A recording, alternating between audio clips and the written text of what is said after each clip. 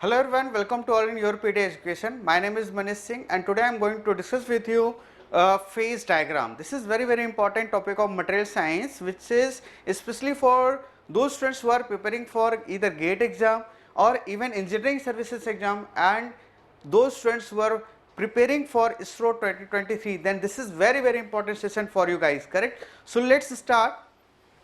So at the start of this session, I am going to discuss with you some terminologies which is used in the study of phase diagram. This is very important, and might of most of the students they miss these terms, correct? And if you know the term clearly in a proper technical language, then you can understand how we study phase diagram, correct, and what type of information we can get from the phase diagram. Is it clear? So these terms are very important terms. So let's say one by one. The first term, that is system. How to define system? Then you can see here, system is nothing but it is a substance. It is a substance that is isolated and unaffected by their surrounding. Is it clear? It is a system. It is a substance that is isolated and unaffected by their surrounding, are called as system, and it consists of either in the state of solid or liquid or gases or their combinations. Is it clear? Like suppose if we talk about, suppose you have a glass of water, then here we have one state that is a liquid state, correct? A liquid state.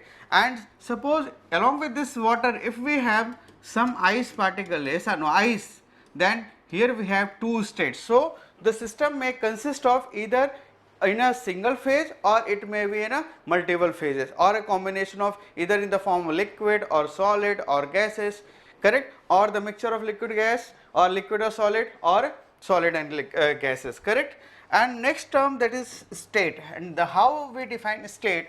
So state is nothing but it is a physical condition of the system. Is it clear? It is a physical condition of the system and it is governed by a quantities such as pressure, temperature, mass, composition, etc. Yes or no? These are the few quantities through which we can define the state. Yes or no?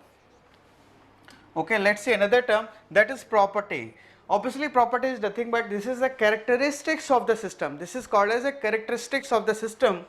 And next, phase. How to define phase? So phase is nothing but, this is very important term in a phase diagram especially. How to define phase? Is it clear? So it is nothing but it is a physically distinct, chemically homogeneous and mechanically separable.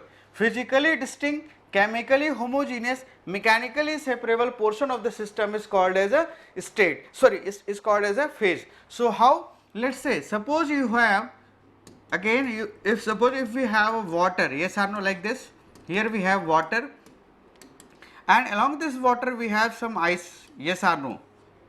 So now if we define phase with respect to this example, then how we can define? Then you can see this is liquid, is it clear? And this liquid and liquid water obviously, and it is having a chemical composition that is H2O. H2O chemical composition, yes or no? H2O chemical composition, and throughout the water if you move, then everywhere you can get H2O. That's why this is called as homogeneous form of H2O, which is called as water or liquid water, yes or no? And similarly this is ice, and if we talk about this ice, then it is present in the form of solid, yes or no? It is present in the form of solid. It is present in the form of solid. Is it clear? And now if we talk about its chemical composition, then again you can get H2O. Again we can get H2O. If you consider any part of the ice, then everywhere you can get same composition, that is called as H2O. So we can say this is a chemically homogeneous material, yes or no? This is called as chemically homogeneous material because everywhere we have same composition, same chemical composition. Is it clear? So now according to our phase, according to definition of phase, phase is nothing but it is a physically distinct. Physically distinct means we can easily separate liquid water and ice, yes or no? If you have a mixture of liquid water and ice, then we can easily separate liquid water and ice both, correct? So this is physically distinct because both are present in different state water is present in the liquid state and ice is present in the form of solid state. Is it clear? And chemically homogeneous I already told you, correct. And next, mechanically separable. Mechanically separable means we can separate both the parts. Yes or no? We can separate both the parts, then we can say this is mechanically separable. Is it clear? Suppose you have sieves, then you just with the help of sieves you can separate ice and water. Yes or no? Correct. So if we talk about how many number of phases present in this mixture, then we can say here we have two phases. Here we have two phases. One is liquid, another one is solid. Yes or no? So I think you can understand what is phase. So once again, phase is nothing but it is a physically distinct, chemically homogeneous and mechanically separable of the system is called as phase. Is it clear? And if we talk about gas, obviously if we take an air, surrounding air, then obviously this surrounding air is a mixture of, it is a mixture of several gases like nitrogen, hydrogen, oxygen, etc. CO2, yes or no? And along with these gases, here we have some dust soot particles, yes or no? And along with this we also have some moisture content, yes or no? But all the things are present in same state, that is gaseous state. So simply we can say air is consisting only one phase, that is gaseous state. Yes or no? Gaseous phase. Is it clear? And similarly if we talk about liquid solution, liquid solution means, let's say suppose you have a brine solution. Is it clear? And what is brine solution? Brine solution is nothing but it is a solution of salt and water. Yes or no? Then now tell me whether we can separate both the things, salt and water. Is it possible from this liquid solution? So the answer is no, it is not possible.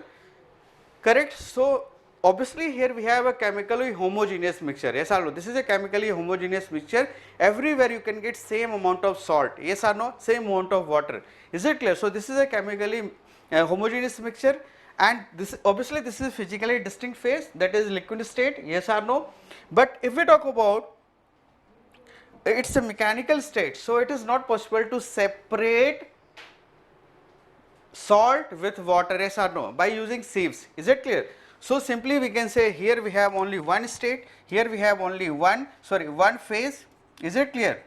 So all kind of liquid solution, are considered as only one phase. Is it clear? But if we talk about water and oil, then the mixing of water and oil is not possible. We can easily separate water and oil both, correct? So in the mixture of oil and water we have two phases. Yes or no? Is it clear? So you can understand how many phases exist in case of liquid solution. Yes or no? If both the elements completely soluble to each other, then we can get single phase, and if it is not soluble, then we can get two phases. Yes or no? So this is all about phases. And next, phase equilibrium. How we can define phase equilibrium? It refers to a set of conditions where more than one phases may exist with minimum energy. Is it clear? This is called as phase equilibrium. Is it clear? Okay. So what about component? Again, this is very important term. That is phase component, and very confusing. Correct? So let's see how to define it. Okay, so component is nothing but these are the elements or chemical components of which an alloy is composed. Chemical component is nothing but it is a combination of elements through which we can make a compound. Yes or no? We can make an alloy or compound. Is it clear? This is called as number of components, and they refers to the independent chemical species that comprises the system. Yes or no? Correct? So let's say with some example, correct? Suppose you have a glass of water and ice again. Now tell me how many components are there in the system? Then the answer is, here we have only one component, that is H2O. Correct? Either we talk about water or ice, in both the elements we have same composition, that is H2O. So simply we can say in the mixture of ice and water, we have only one component, yes or no? If we talk about the number of components, so here we have only one component, is it clear? That is H2O, Now what about a brine solution? If we have, this is a brine solution, is it clear? And what do you mean by brine solution? This is a mixture of salt and water. This is a mixture of salt and water. Obviously NaCl plus H2O. Now tell me how many components are there in the system. Then the answer is yes. Here we have, and let's say if number of components is represented by C, then here we have two components. Is it clear? That is NaCl and H2O. Is it clear? Okay. And what about let's say, suppose you have iron carbon system, then how many number of components are there? Then the answer is in this we have two components, that is iron and carbon. And let's say, suppose if you have a mixture of Al2O3, correct? So Al2O3 is nothing but it is a aluminium oxide, and it is a ceramic. So this is comprised of one component. And similarly, if we have Cr2O3, and Cr2O3 is also an oxide of chromium. Yes or no? Oxide of chromium, Cr2O3. Is it clear? An oxide of chromium. Is it clear? So now tell me, if you have aluminum oxide, chromium oxide system, if we consider this is a system, is it clear? This is a system. Then how many number of compositions, how many number of components are there? Then the answer is again we have two components, that is aluminum oxide and Cr2O3. Yes or no? Aluminum oxide and Cr2O3. Is it clear?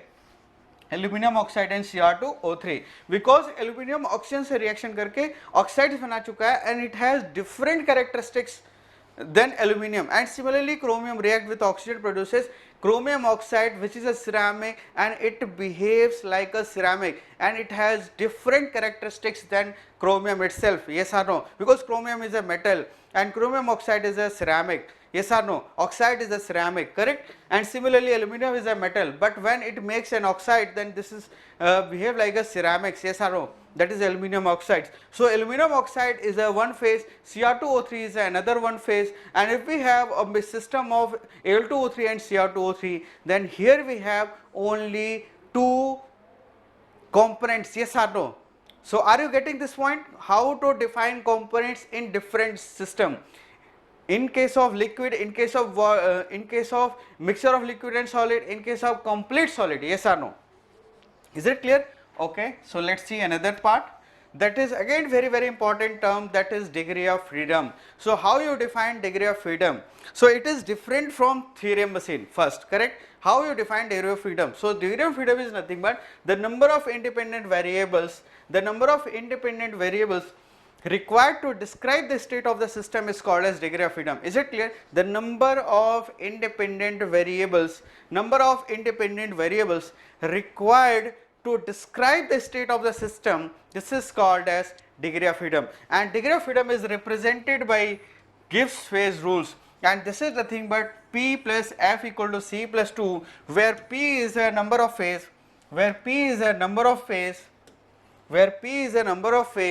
and F is a degree of freedom,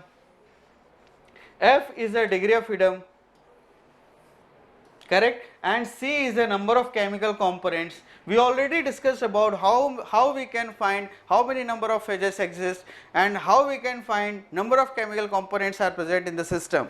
Is that clear? So we already discussed about these things. Now, but this Gibbs phase rules is applicable where we have two variables, that is temperature and pressure, both are varying. Then we apply this Gibbs phase rules, P plus F is equal to C plus 2.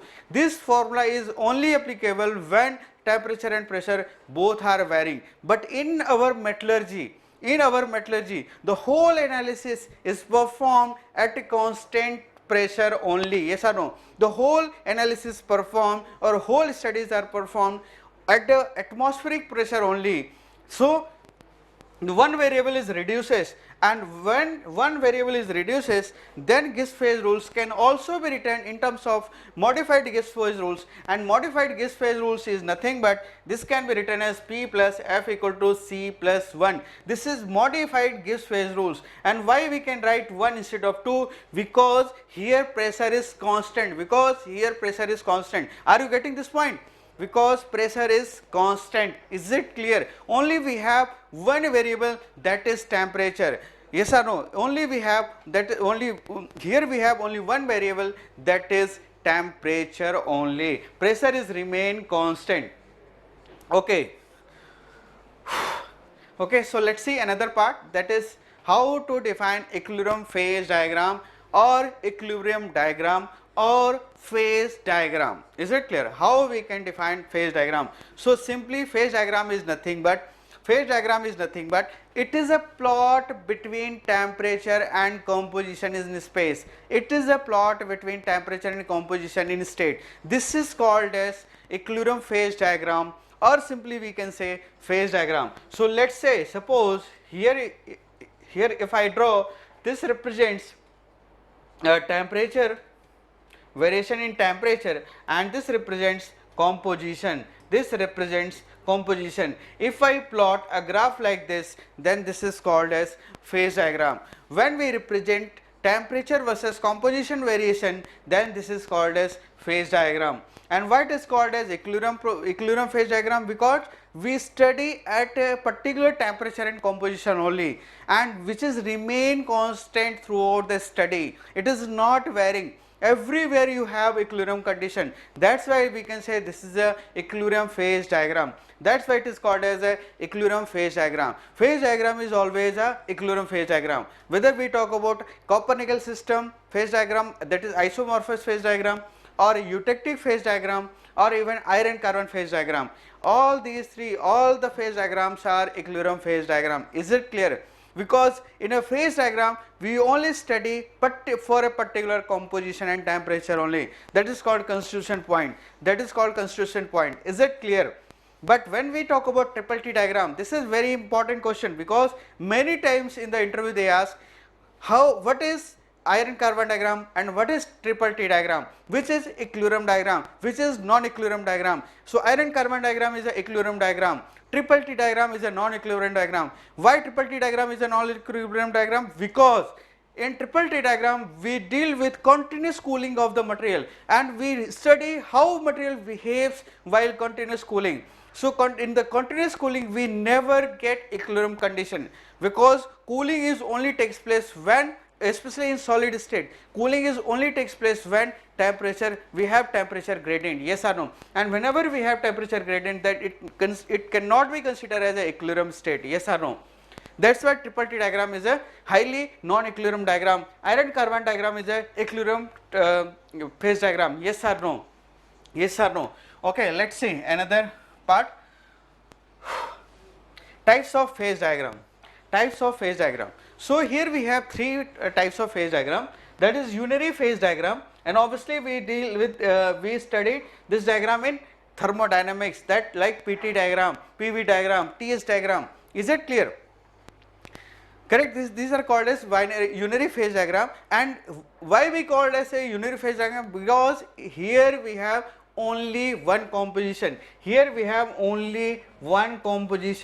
Only one composition. Is it clear? When we deal with only one composition with respect to temperature, then this is called as unary phase diagram, and we draw unary phase diagram for water only, pure substance only. Is it clear? And you just see refer PT diagram. Pressure temperature diagram is a unary phase diagram, because the whole diagram is plotted for water only, yes or no? And everywhere you have same composition, whether we talk about liquid state or solid state or vapor state, yes or no? Everywhere you have same phase, same composition, same component, yes or no? Yes or no? Next you can see binary phase diagram. How you define binary phase diagram? If we plot two composition variation with respect to temperature, if we have two compositional variation, two compositional variation with respect to temperature, then this is called as binary phase diagram. Like iron carbon diagram is a binary phase diagram, because throughout the iron carbon diagram we only deal with iron and carbon. So here we have two elements, here we have two components, yes or no? Similarly, if we talk about isomorphous diagram, that is iron binary phase diagram of copper nickel system, then again you see here we plot two components with respect to temperature. We have two components with respect to temperature, that's why it is called as binary phase diagram. In same manner we can also draw ternary phase diagram, but this is not in our syllabus.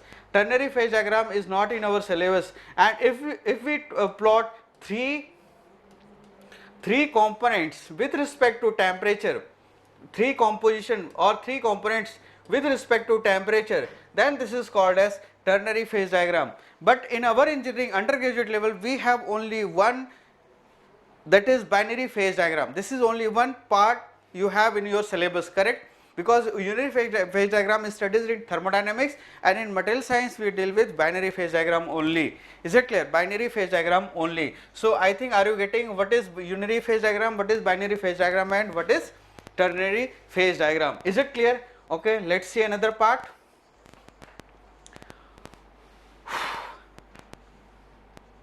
Okay, so the types of phase diagram, sorry, the uses of phase diagram, not types, the uses of phase diagram. So phase diagram is a very important diagram with respect to material science point of view, correct? And the question is, what information we can get from the phase diagram? So let's see how to draw phase diagram, binary phase diagram. So here I am going to draw binary phase diagram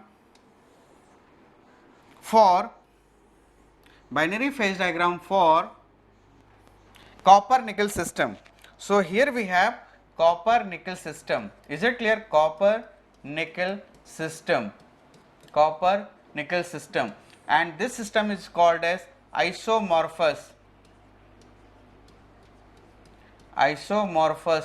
diagram. Why we can say this is isomorphous? Because both element are completely soluble in liquid state as well as solid state. Both elements are completely soluble in liquid state as well as solid state. That's why this is called as isomorphous phase diagram. Correct. So copper nickel system is also called as binary phase diagram of copper nickel system is called as isomorphous phase diagram. Is it clear? Okay. So let's say in this axis here we have 100% copper. Is it clear? 100% copper. And if we have 100% copper, then how much percent we have nickel? So obviously here we can get 0% nickel. Why weight? Here we talk about percentage of element by weight. Yes or no? Percentage of element by weight. Is it clear?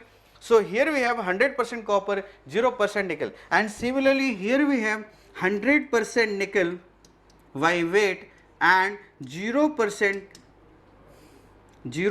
by weight copper. Is it clear? So obviously here we represent the variation. Here we represent the variation of weight percentage of nickel.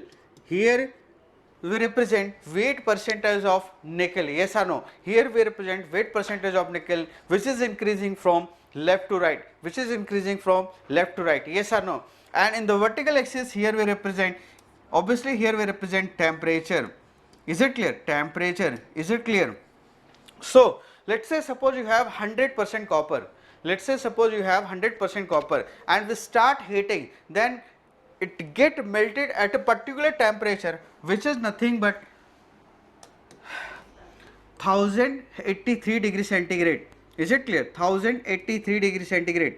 1083 degree centigrade. This is the melting temperature of pure copper. Yes or no? This is the melting temperature of pure copper. If you heat the metal above this temperature, then you can get complete liquid, and if you heat the metal below this temperature, then you have complete solid copper. Yes or no? So this is the melting temperature of copper. Is that clear?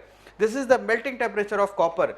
And similarly, if we talk about pure nickel, then obviously it melts at a temperature 1000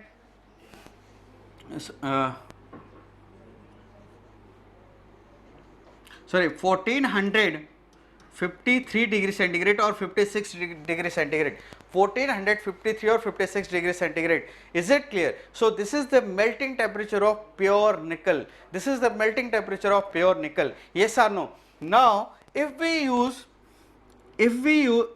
have a mixture of nickel and copper, is it clear? Mixture of nickel and copper. Suppose you have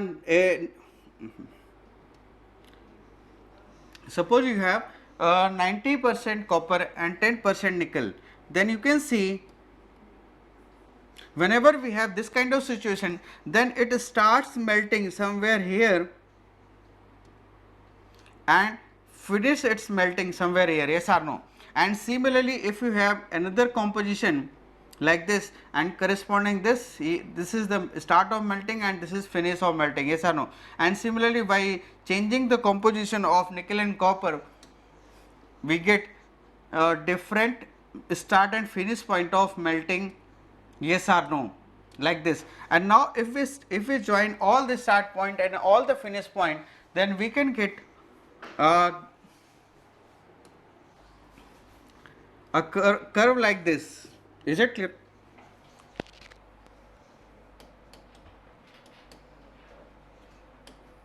Okay, so we can get a curve like this. Is it clear?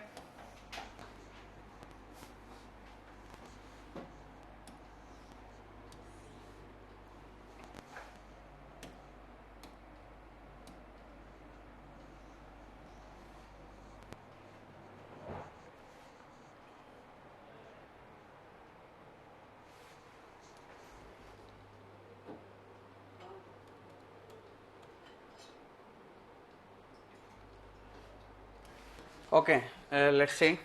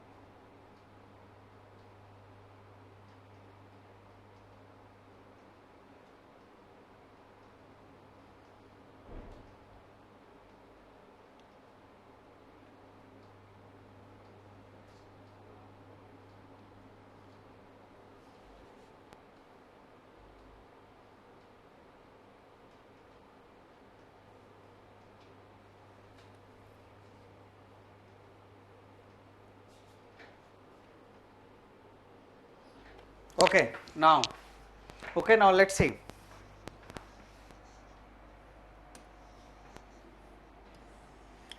If I join all the start point and all the finish point, then we can get a curve like this. Is it clear? So you can see here, in between 100% copper and 100% nickel, we have a range of melting. Yes or no? A range of melting. Absolute melting only takes place when you have pure metal. Yes or no? And if you have an alloy, then we can get a range of melting. Is it clear? Like this. Suppose you can see, suppose if we talk about this composition, correct? So at this particular composition,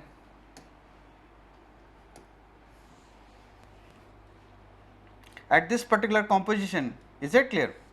At this particular composition, you can see here the melting start from this point and end from this point, yes or no? And similarly, if you have a particular composition like this, then melting start from here and end from this point, yes or no? So if you mix two metals, then its melting temperature is also varying, is it clear? And here we can get a range up to which the melting takes place, yes or no?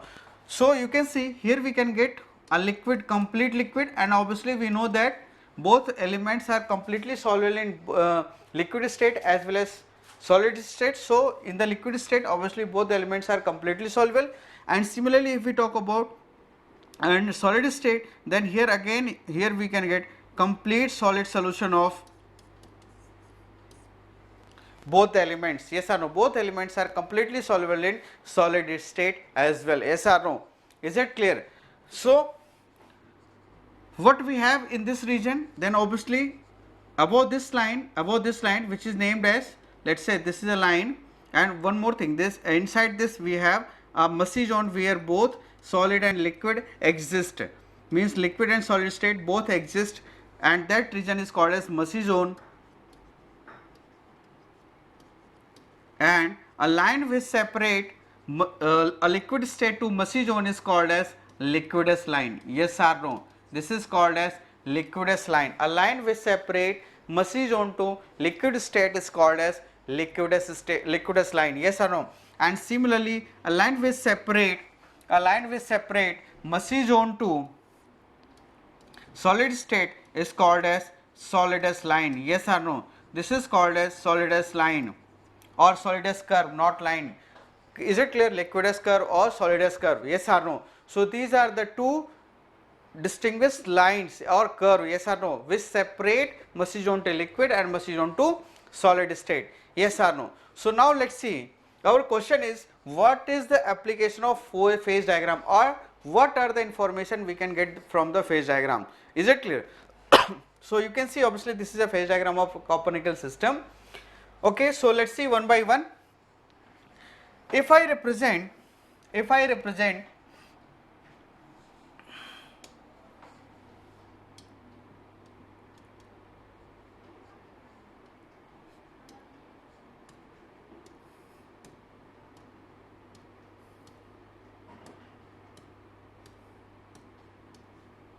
okay, so if I draw any line like this and mark a point somewhere here, is it clear? So this point is nothing but, this is called as constitution point, correct? This is called as constitution point, and its coordinate is nothing but, this is x comma t. Is it clear? The coordinates of this point is x comma t, where x represent composition, yes or no, and t represent temperature, yes or no. So in phase diagram, any constitution point is represented by composition and temperature only, yes or no, correct? So this is called as constitution point, is it clear? And now the first information from the phase diagram is, that is, what are the phases exist in the phase equilibrium diagram, what are the compositions, so what are the phases exist in phase equilibrium diagram at a given temperature and composition, let's say if I take, this is a constitution point, first constitution point, and in this constitution point we have only one phase, that is liquid phase, yes or no? And similarly, if I mark another point somewhere here, let's say this is point 2, then here we can get two different phases. Then how you can identify what are the phases present here? So simply for identification of phases, you just draw a line, correct? You just draw a line from this constitution point like this, and you just extend in such a way that this line intersects this line touches the boundary lines, yes or no, correct? Is it clear? Like this, then this is called as isotherm line, is it clear? This is called as isotherm line, or it is also called as tie line. This is also called as tie line. Then you just draw a line which is passes through the constitution point and which intersects the extreme boundaries. Is that clear? Then this is called as tie line, and since this line touches the liquid region in the liquidus line and solid region in the solidus line, therefore it indicates in this particular composition, in this particular constitution point, we have two phases, that is solid and liquid. Yes or no? So this is the way through which you can identify how many phases exist at a particular constitution point. Yes or no? Yes or no? Correct? So the first information we can get, that is how many phases exist in a phase equilibrium diagram. Next information, what are the compositions of that phases? What are the composition of that phases? So it is simply identified by rules that is called as lever rule. So with the help of lever rules, you can identify what at a particular constitution point how much mass fraction of given phases exist. Is it clear? This is second important information which can be obtained by this phase diagram. Is it clear? Next, that is what are the relative amount of phases? What are the relative amount of phases? We can also find out. Is it clear? And one more information which is not written here, that is for a given composition, let us say this is a given composition, and let us say this is C naught. So for a given composition, what is the melting temperature of an alloy? What is the melting temperature of an alloy? This information can also be obtained by using phase diagram. Is it clear? So again, this is very important information. For a given composition, how many phases exist, what are the mass fraction of these phases, and what is the melting temperature of given alloy what is the melting temperature of given composition? Yes or no? What is the melting temperature of given alloy at a given composition? Is it clear? So these are the three information which can be obtained by phase diagram, and let's see one by one. And in this discussion we already discussed how we can find the number of phases exist at a particular temperature and composition. And let's see another point. Okay, let's see. Again, suppose if I draw a phase diagram like this.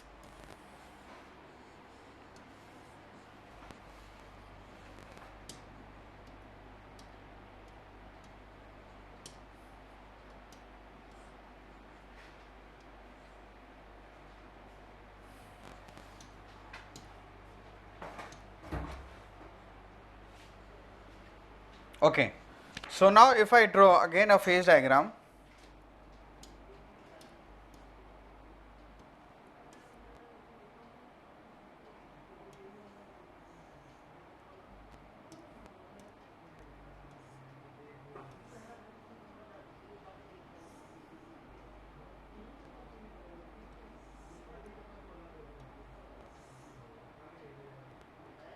okay.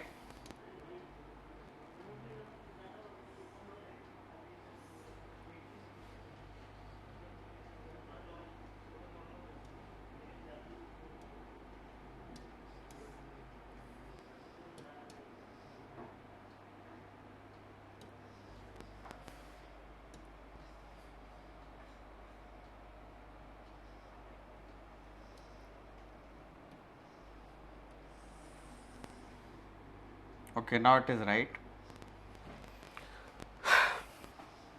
Okay, now you can see. Obviously, here we say the 100% of nickel. Yes or no? Sorry, not nickel, copper. 100% copper, and its melting temperature is nothing but this is 1083 degrees centigrade. Is it clear? 1083 degrees centigrade.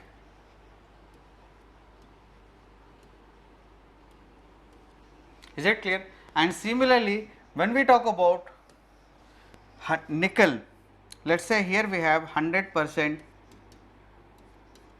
nickel and 0% copper, and this represents increasing weight percent of nickel, yes or no? Then obviously its melting temperature is somewhere here, that is 1453 degrees centigrade. Is it clear? Okay, so now if I draw, this is a phase diagram. Is that clear? This is a phase diagram which is in between phase diagram of copper and nickel system. Yes or no? Yes or no? So let's see. I already told you for a given composition, let's say if I choose this composition, yes or no? If I choose this composition and this composition is nothing but, let's say this is a 40% nickel Y weight, yes or no? So at this particular composition, what is the melting temperature of an alloy? Then you just draw a horizontal line from this, then you can get the melting temperature of this alloy, yes or no? That is TMO naught. Let's say this is C naught. Is it clear? This is C naught. Correct? So from this phase diagram you can easily find out what is the melting temperature of an alloy at a given composition. Is it clear? Is it clear? Okay, let's say this is second information. Now let's say suppose if I take a constitution point somewhere here, is it clear, which is at a temperature of, let's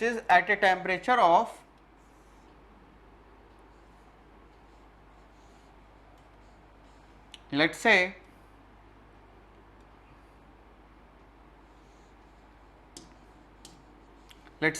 this temperature corresponding to this point is nothing but this is 1300 degrees centigrade.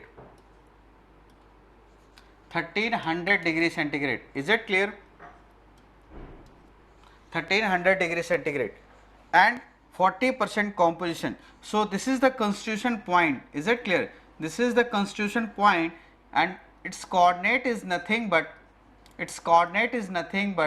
this is 40% of nickel and 1300 degrees centigrade temperature. This is constitution point. Is it clear? So for this constitution point we need to find out how many phases exist first. This is our first question.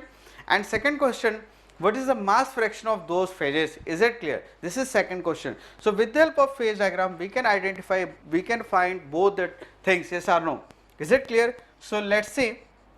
As already told you, with the help of lever rule we can find out these answers, yes or no? Then how to draw lever and how to apply lever rule? So you just see from this constitution point I just draw a horizontal line. Which is called as a tie line, yes or no? Which is called as a tie line. Is it clear? Which is called as a tie line, like this. Which is called as a tie line like this, yes or no? Or it is also called as isotherm line. Why? Because its temperature is remain constant. It is clear, its temperature is remain constant. That's why it is called as isotherm line. Yes or no? So you can see here these are the extreme boundaries. So let's see how we can apply lever rule. And remember this rules is also called as 1-to-1 rules. What do you mean by 1-to-1 rules? And this is the rules which can be used for determination of number of phases. You can see, suppose here we have a one phase that is liquid and here we have another phase that is solid, and this is a single phase and this is also a single phase, correct? So this is one, and if you have two single phases and in between if I draw a constant isotherm line, then we definitely get two phases that is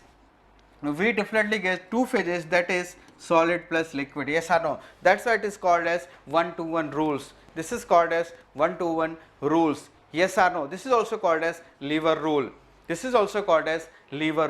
And this is our first step. The first step of the lever rule is to point out the constitution point at a given temperature and composition. I am not writing here, you just understand. How we can apply lever rule for determination of number of phases and the phase composition. So the first step of the lever rule is to mark a constitution point at a given temperature and composition. Then obviously you can get here. This is the constitution point, yes or no? This is the constitution point at a given temperature and composition only, yes or no? And the next step is to draw a tie line in such a way that which is passes through that constitution point and extended up to a single boundary, extended up to a single phase boundary. Is it clear? Is it clear? This is our second step, to draw a tie line in such a way that it is passes through a constitution point and extended up to the extreme boundaries of single phases. Is it clear? This is called as tie line. Is it clear? This is called as tie line. And after that, when you draw its tie line, our next step is to draw or to project these extreme points, in a composition axis, yes or no? To project these extreme points in a composition axis, yes or no? In a composition axis, yes or no? This is our another step. Is it clear? This is our another step.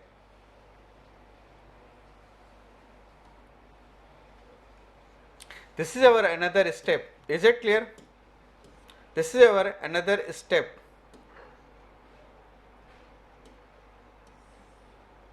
Like this. After projection, you can get these 2 points. Yes or no? After projection of these 2 points, we can get these 2 points which is situated on the composition axis, and these intersection points gives us, and since this is a line which is projected from the liquidus region, from the liquid boundary region or from the liquidus line, then this gives us a composition of liquid. It gives us the composition of liquid, yes or no? And similarly, since this point is projected from the solidus line, then here we can get composition of solid, yes or no? Composition of solid. Is it clear? Composition of solid. Is it clear? Correct. So liquidus and solidus. Is it liquidus line and solidus line? If we project a point from the liquidus curve, then we can get Cl, and if you project a point from solidus curve, then you can get Cs. Is it clear? Composition of solid. Cs represent composition of solid. Cl represent composition of liquid. Yes or no? Yes or no? Is it clear? And C naught is a given composition. Okay. So this is our third step. First step to mark constitution point. Second step to draw tie line. Third step to project extreme points on the composition axis. These are the 3 steps. Now what is fourth step? Fourth step is nothing but you just put a fulcrum on the constitution point like this. This is a fulcrum which is put on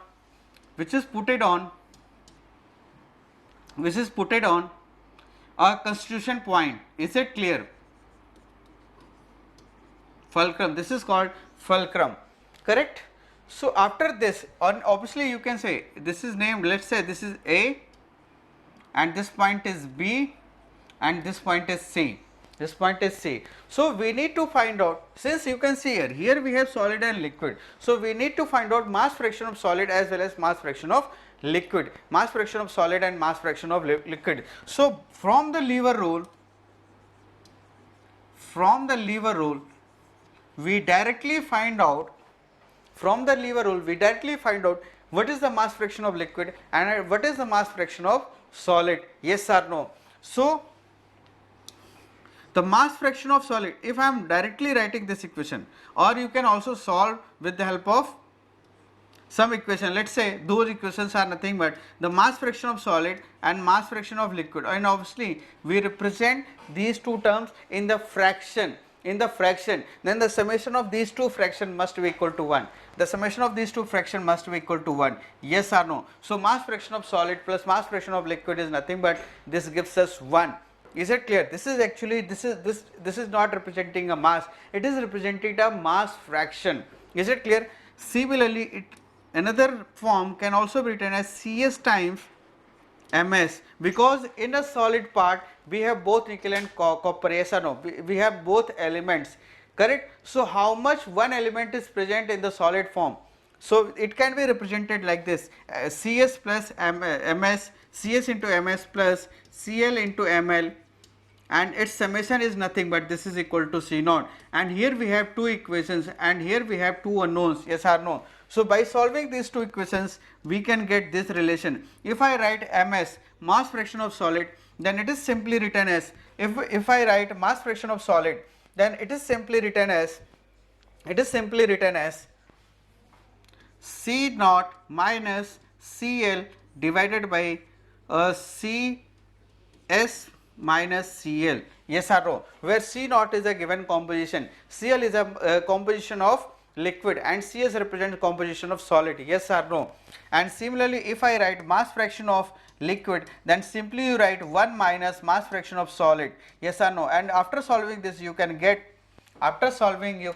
this relation, that is Cs minus C naught divided by Cs minus Cl. This represents mass fraction of liquid. Yes or no? Mass fraction of liquid. So with the help of these two relations, we can easily find out how much mass fraction of liquid and how much mass fraction of solid present in a given constitution point on a given phases. Yes or no?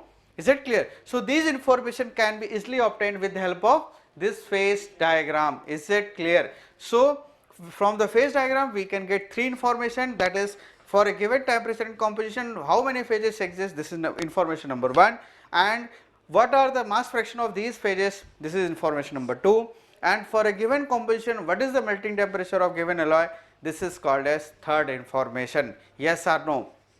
Is it clear? And this is called as lever rule. Yes or no? And now this is the way through which we can find out these relations. But if you forget this relation, then how you can write? So you just see the jugaad. Okay. So from this jugaad, if I write, okay, so simply here I am writing, you can see mass fraction of solid can be written as, you can see this line touches the solidus curve at C point. Yes or no? At C point. So if you want to find mass fraction of solid, then simply you write the opposite arm length of this tie line, and this is nothing but this length is AB divided by total tie line length. Yes or no? This is AC. Is it clear? And this AB is nothing but, the length of AB is nothing but, it can be written as composition corresponding to B point, and composition corresponding to B point is nothing but this is C naught minus the B is nothing but this is composition corresponding to A is nothing but it is CL over, what about AC? AC is the total length, means it can be written as CS minus CL. Yes or no? So with the help of this lever rule you can directly write the mass fraction of solid. Yes or no? This is the jugaad. If you forget this relation, then with the help of this you can easily find out the mass fraction. Yes or no? And once you get this relation, then for finding mass fraction of liquid, simply you write 1 minus mass fraction of solid, because the summation of mass fraction of liquid and solid we always get 1. Yes or no? We always get 1. So with the help of this relation you can find out, or simply if you want to find directly from the phase diagram, then you just write this equation. And as we see here, the liquid is represented by a point A which is lying on the liquidus line. So simply you write the opposite arm length of the tie line divided by whole length of the tie line, that is AC. Obviously this is BC by AC. And what about BC? How you find length of BC? Then simply it can be written as BC is nothing but this is CS minus C naught divided by CS minus CL. So with the help of this relation you can easily find out with the help of this relation you can easily find out the mass fraction of liquid, yes or no, the mass fraction of liquid, yes or no. So with the help of these two methods you can easily find out the mass fraction of liquid as well as mass fraction of solid. Is it clear? Okay, so this is all about phase diagram.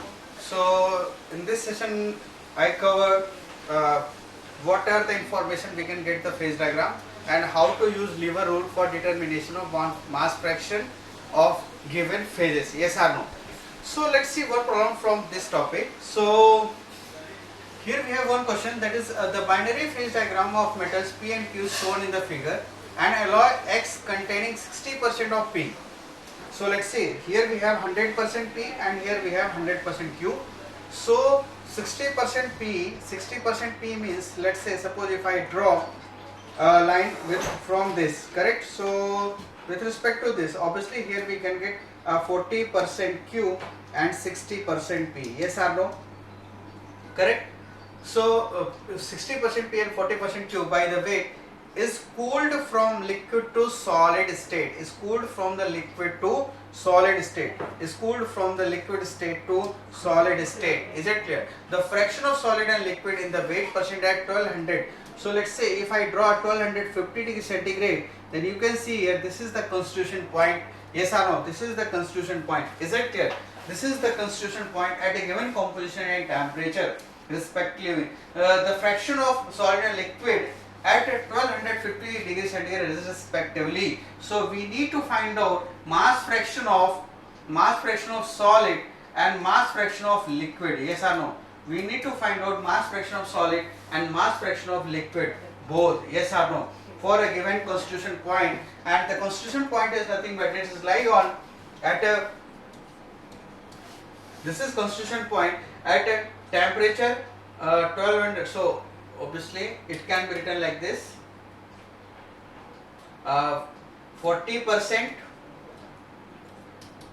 Q, 1250 degree centigrade. So these are, this is the constitution point, the coordinates of constitution point, yes or no. So obviously according to lever rule, here we need to find out the mass fraction of solid and liquid. So we just draw a horizontal line, this is called as tie line, like this, in such a way that it is extended up to a boundary of these two phases, yes or no, of a single phases. Is it clear? And after drawing this line, we just draw its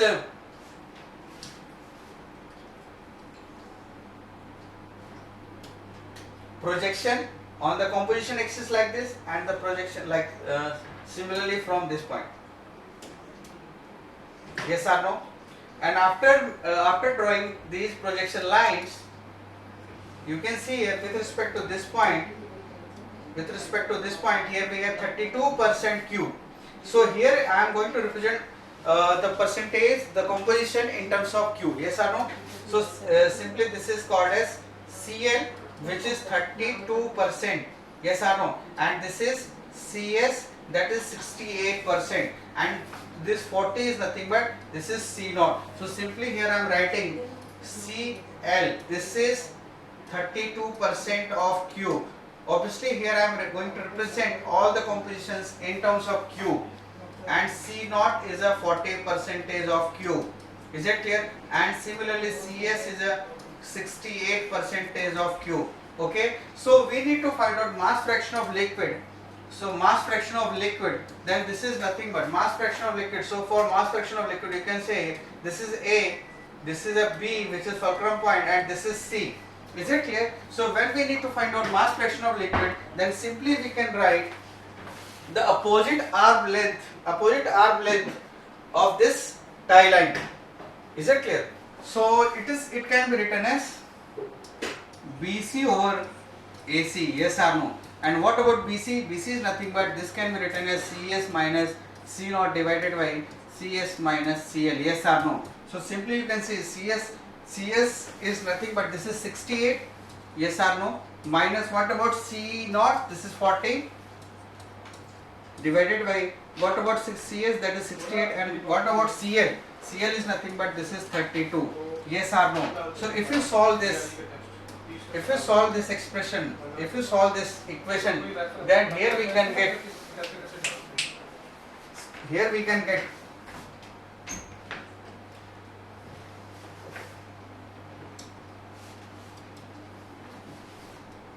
28 over 36. Is it clear? 28 over 36. Is that clear? So after solving this, we can get 7 by 9, or if you multiply with 100, then here we can get in percentage. Correct? So this is nothing but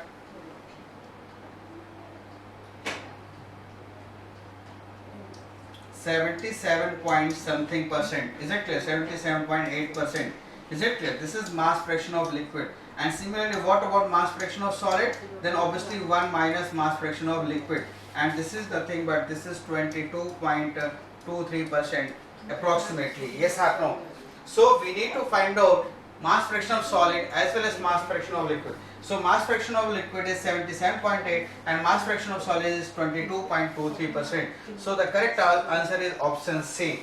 Is it clear? So like this we can solve any problem which is related to phase diagram. Yes or no? And this is very important question, and many times these types of question may ask in the previous either GATE exam or ESE exam, and few questions are also asked in ISRO exam. Is it correct? So this is all about phase diagram.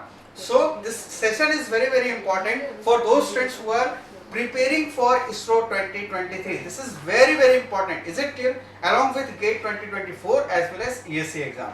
So thank you.